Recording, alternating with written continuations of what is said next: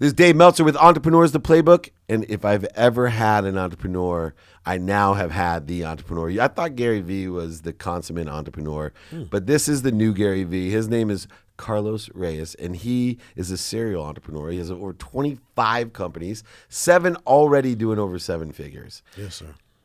You weren't always rich, I take it. Oh, no.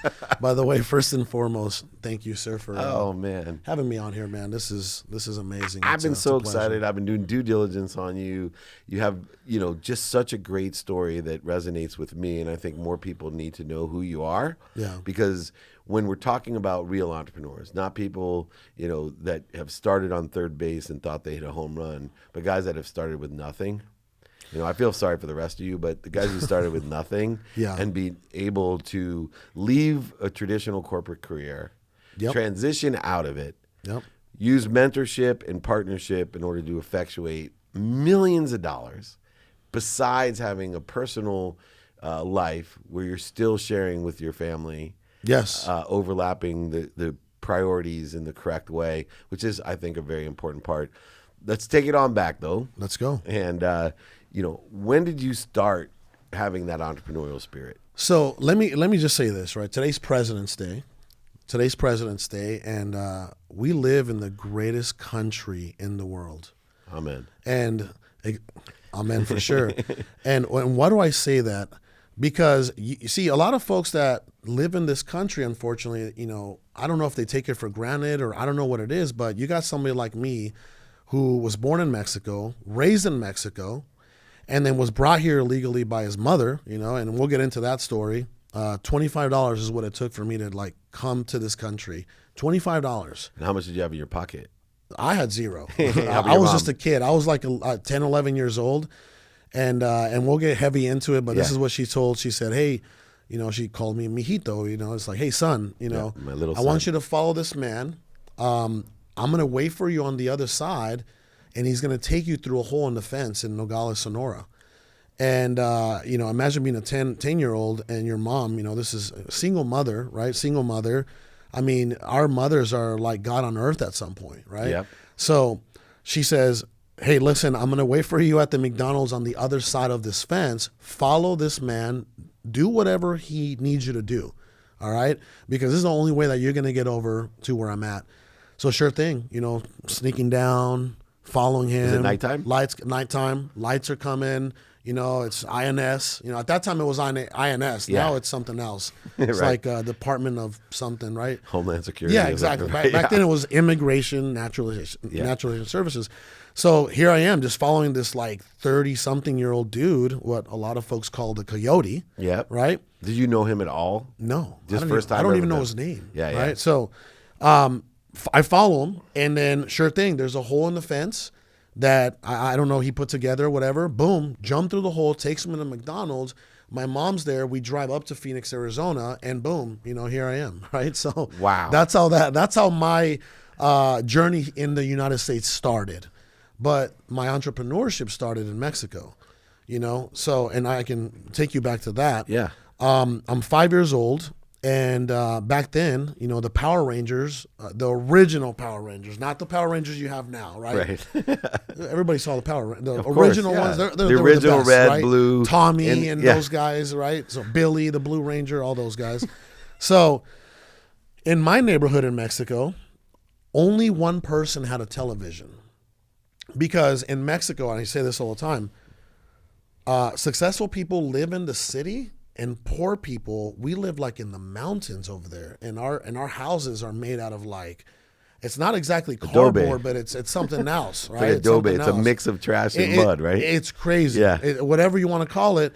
So one guy has his mom. His name was Lalo, and his mom had a television, and we used to go watch Power Rangers, and she used to make bread for everybody.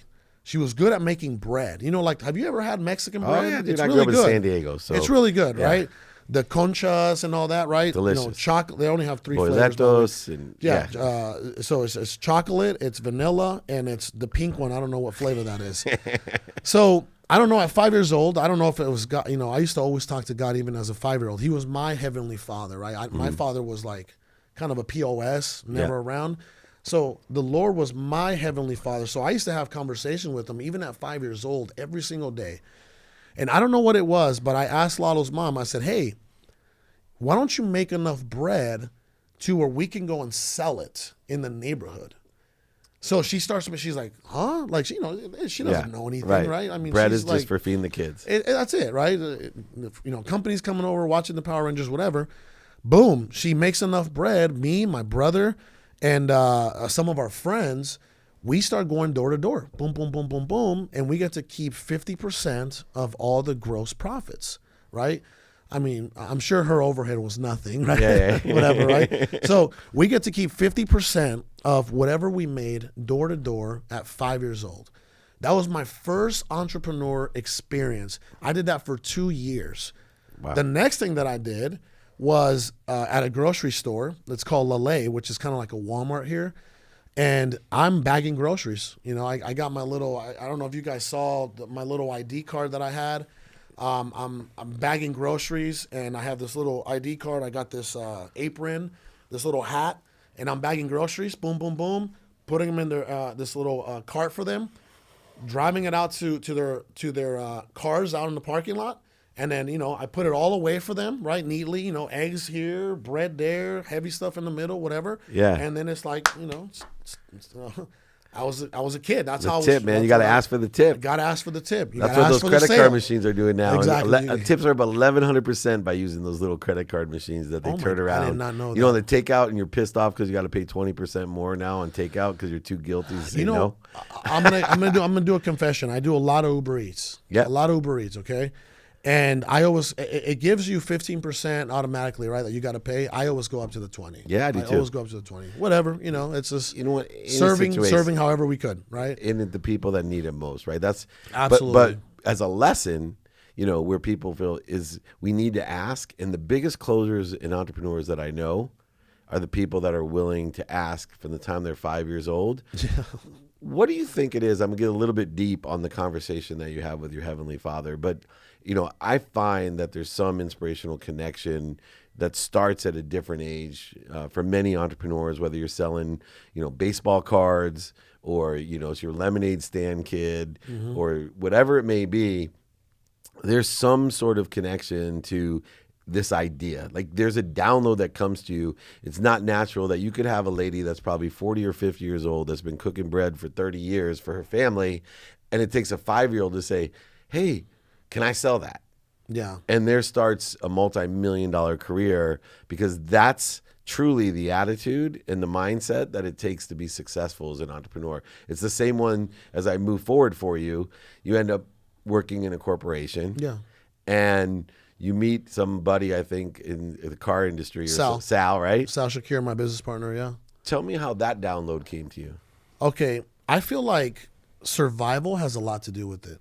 Okay. Survival, seeing your mom, your single mom struggle, seeing your grandparents, I was being raised by my grandparents. See, you have to understand this. My mother left me and my brother with our extremely below poverty grandparents while she made an attempt to get us here to the United States, right? So if we ever wanted seafood, me and my brother would have to go and actually get it from the sea. Yeah. So if we ever wanted money, we couldn't get money from our grandparents. They were below poverty. So we have to somehow make it happen. So I truly believe that survival has a lot to do with the spark that just pushes you into entrepreneurship. It's funny because I start my speeches with a simple question: who here grew up with nothing? And half the people raise their hand, and then I say, I feel sorry for the rest of you. Wow. Right. Because it's kind of our X factor. Right. Adversity. X factor. Adversity ends up being our X factor. Right. Yeah. That's why you got to learn to love the lessons. You got to learn to love the light and find the light in all the different things that people. But we don't know that back then. Yeah. We sometimes right? people never know because they don't taste the success because they don't see they're in a why me attitude, not a try me attitude. Right. They don't see they're in I get to do, not an I got to do. Yeah. Because as much as there's entitled people that grow up, like I said, on third base and think they hit a home run, I meet a lot of people that grow up at home, meaning nowhere. Yeah. And they never get to first base. because they're feeling sorry for themselves. They're just as entitled as the rich kid on third base that thinks he hit a home run, or the poor kid that think that he's entitled, that everybody should just take care of him and lift him up, that he's a victim. There has to be a difference between some of those kids, and you know them, we grew up with them, the difference between the ones that have that spark and the ones that don't. You know what? And I'll tell you this, I think a lot of that comes when you have two parents and you're somewhat, I guess spoon-fed or whatever you want to call it. I think it comes down to programming. Mm-hmm. The one thing that we don't have coming from nothing, coming from the gutter, is programming. We don't have programming. We have adversity. Yeah. We don't have programming. They have programming, right? Their parents know what it takes to get to that level. So I think that comes down to the parents actually programming their children the way that, the way that's going to set them up for success, right? That's what, for my daughters, I got a 7-year-old, I got a 1.5-year-old. I know that adversity is not going to be an X factor for them. Right. So I have talks with them. I mean, for sure, my 7-year-old, I drive her to school, second grade, every single day, and we have talks. We have talks about everything. So what I'm doing, the best thing that I'm going to ever be able to leave my children, it's not even going to be the companies or the successes. It's none of that. It's the knowledge and the programming that's going to set them up, to become, great people in this earth, Yep. So I think that's something that is overseen, and I want folks to know out there that, if you grew up, consider it a blessing. Growing up with the father, I don't dislike people or feel more accomplished than somebody who grows up with the father and a mother. Absolutely not. I think that's a blessing that people are not taking advantage of. Yeah. Somebody like me I didn't have a decision in that. I didn't have a decision in that. But somebody who has a father, who has a mother, take that as a blessing, take that as a push. If you really want to get, if you want to do amazing things in this world, listen to them a lot, but also be selective with, depending on who they are and what they do. Just because they love you doesn't mean they give you good advice. Be selective. Because, but be grateful for their advice. Exactly. Be grateful that, they're going to give you a lot of life advice. But, when it comes to entrepreneur advice, right, if your mom has been working at, the same spot for 30, 40 years, maybe you don't want to take business advice from her. Right. Because you don't want to be where she's at. And God bless her soul, because she's providing the way she can. But I didn't take a lot of business advice from my mother, who had 3 jobs, working from, $6 an hour to $8.25 an hour. I didn't take a lot of business advice from her, but I took a lot of life advice from her. Amen. Yeah, same for me. So my mom actually told me the internet would be a fad. Told me to stick to being a real lawyer. Anyway, oh my goodness. So you meet Sal. Let's get back into the circuitous entrepreneurship journey. You still have this ability to download and imagine what things can be different. You're always looking to expand and accelerate what you're doing. Yes. What job are you in when you meet Sal? I'm working for a small financial institution called CM Retail Management. Yep. And I actually started with this gentleman, his name is Chad. I started with him when he was 2 years in, and, it grew exponentially very quickly, because he had folks like myself that were, high producers, self-motivated producers in leadership positions. You know what I mean? So I think that had a lot to do with the way this company grew, right? And I'll be honest with you, I feel a lot of Americans out there that are working corporate jobs. What I mean by what I feel, for them is, this is exactly in detail. I worked 70 hours a week, every single week, for 10 plus years. Whenever it was my vacation, at first it's like the first year you get 1 week vacation, third year you get 2 week vacations, fifth year you get 3 weeks. After 7 years, you get 4 week vacation. I cashed out every single vacation just to catch up on my bills and to try to get a little bit ahead for my family. So when I say I feel them, I totally feel them. Listen, having a corporate job for the most part, 9 out of 10 times, like you're literally surviving. Like you're not thriving, you're surviving. You're surviving. By the time it's all said, by the time the mortgage gets paid, insurance gets paid, and the cars get paid and whatever, you have a few $100s for the most part. Now, I was making about $70,000 a year in the corporate structure, right? And in Arizona, $70,000 a year isn't bad. It's not bad, right? So what I had to do is not only have to work my butt off 70 plus hours every single time, because I survived off overtime, time and a half. 20 hours every single week, right? Not only did I have to do that to survive, but I also had to do things on the side, sell cars, flip clothes, whatever I can get my hands on, as a small time, hustler, right? And that's how I met Sal, through cars. Flipping cars. Exactly. And Sal, Sal literally embraced me. First I looked to serve Sal. I didn't want nothing from Sal. We actually became best friends for 2 years before we even went into business. So that's one piece of advice for a lot of folks out there. If you're truly looking to start a beautiful, fruitful relationship, look how you can serve that person first. Don't see them for what they can provide for you. What can you provide for them, right? That's what happened with Sal. Say, hey, Sal, I see that you're brand new. You just got a small little dealership. Let me help you put some of this paperwork together. I'm not going to, at no charge, nothing. Sal's from Iraq, and he was brand new at the time too. He was on his way up, hustling. Yep. I'm from Mexico. He's from Iraq. I don't know how we, God's divine purpose, right, is how we met in Phoenix, Arizona, right? This guy was persecuted from Iraq for being a Catholic. I came to seeking a better life, and then look at what happened. It's hard to explain, right? And so a lot of people are in that position, right? They're in a corporate job that they're surviving, but yet they embrace the survival, that this is far better than what they dreamed of when they were a kid, right? This is a great... Somebody like grateful, me, right? Absolutely. You were still grateful, but you meet a guy named Sal, you're of service to Sal.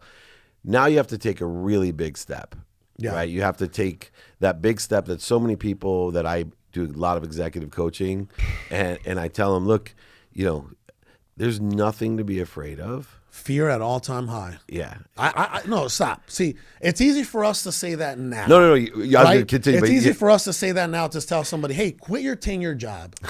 Right? Yes. Quit the job that's provided shelter. See, I don't tell them that. Yeah, it's easy to say that now. Like now I can tell somebody, are you kidding me? You got this many deals in the pipeline, and you got 6 months reserves.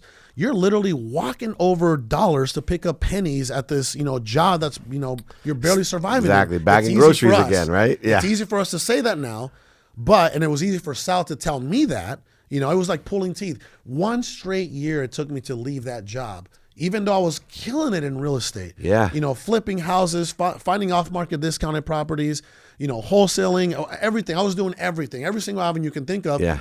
And here I am. I have crazy reserves in the bank, deals in the pipeline, right? Pipeline's about to burst, and I'm still afraid, what I call, to leave the cage. Yeah. Right? Yeah. Why is it a cage? The best Because point. It comes down to programming, right?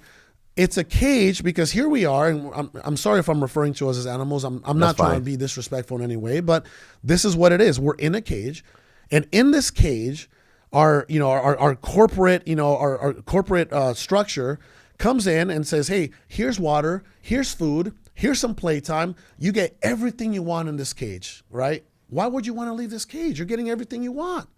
And then at some point, the entrepreneurship, and if you're a visionary, the door opens to that cage.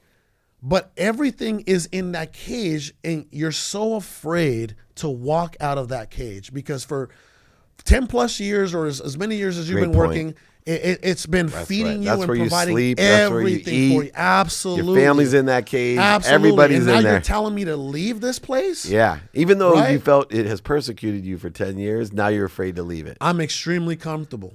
Yeah. But we all know as entrepreneurs, you gotta get comfortable getting uncomfortable. Growth. Exactly. You gotta get comfortable becoming and being uncomfortable. But growth and comfort, they don't belong in the same same sentence. Right. You can't have both.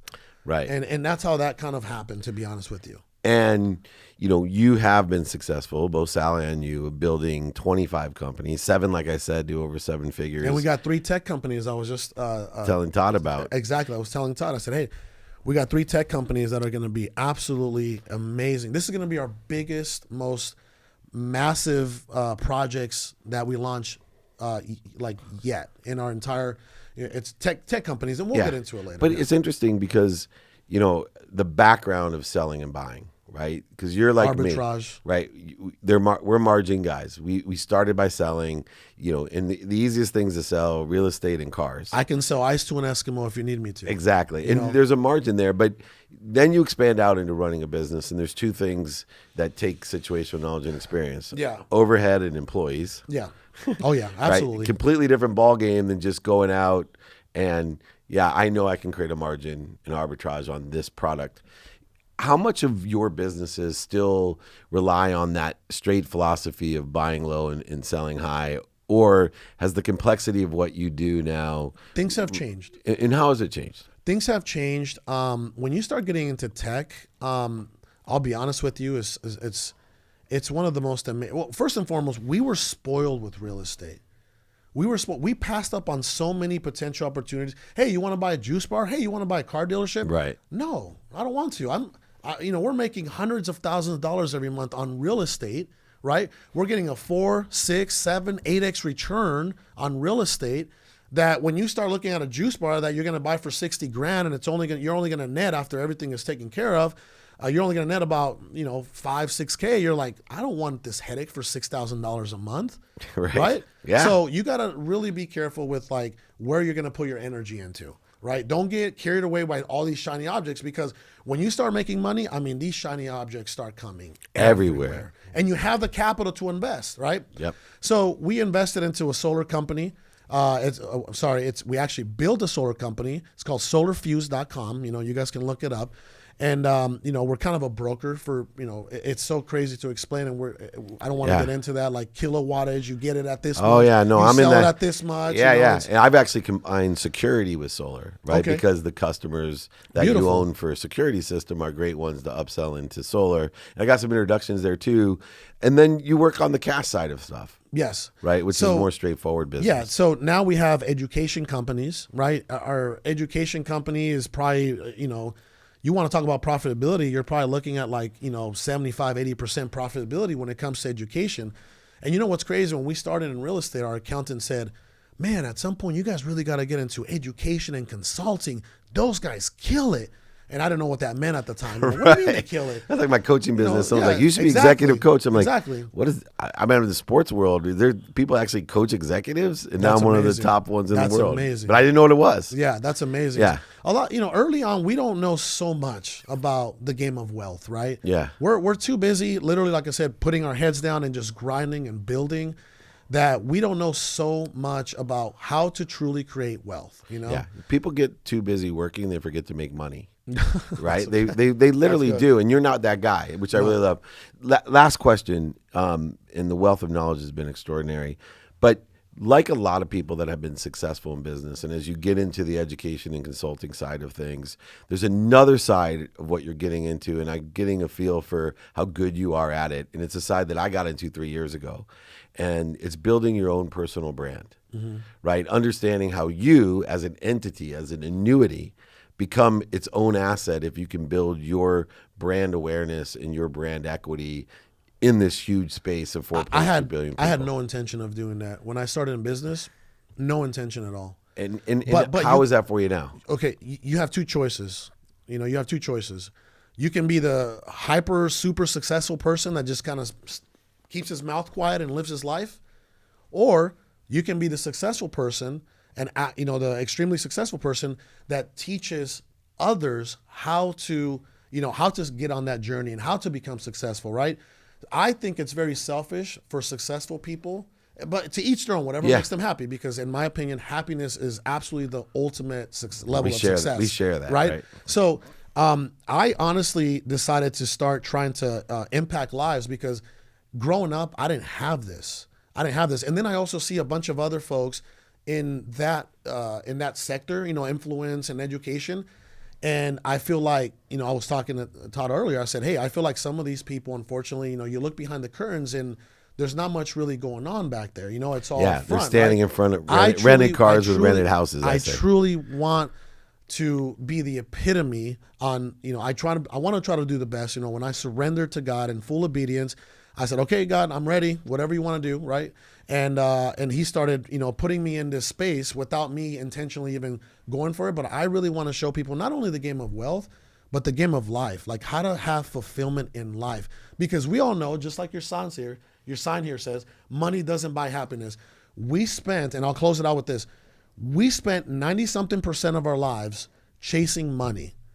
And then when we start seeing a bunch of it come in, that feeling, that high goes away in what? A matter of how many months? Yeah. You're like, oh my God, that was it. I spent 30 plus years chasing this. Right. And it went away. 70 hours a week, 10 years in a row. And it went away in a matter of months. So then what are you going to fulfill yourself with? You know?